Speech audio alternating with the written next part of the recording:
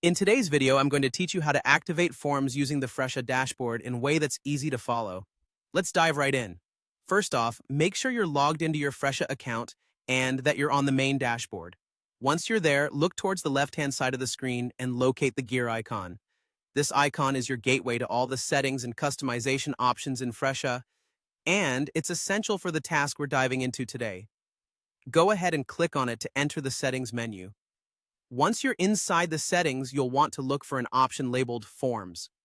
It's here that you'll manage any forms you have or wish to create for your business needs. Click on Forms to proceed to the next step. Now, in this section, you should be able to see any existing forms that you have already set up. Take your time and glance through to identify the specific form or forms you intend to activate. Each form will have an accompanying action button.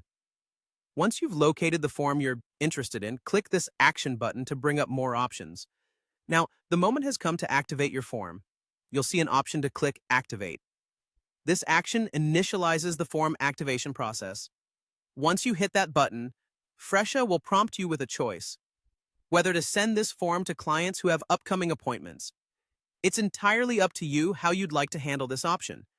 If you think it will be helpful for your clients to receive the form beforehand, go ahead and choose to send it to them. Otherwise, you can skip this step and keep things streamlined.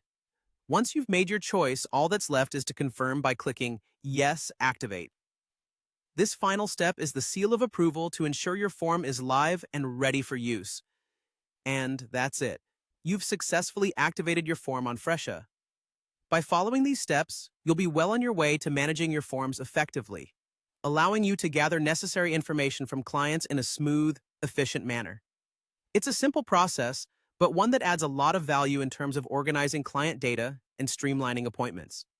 Feel free to revisit these steps whenever you need to activate another form or make any updates.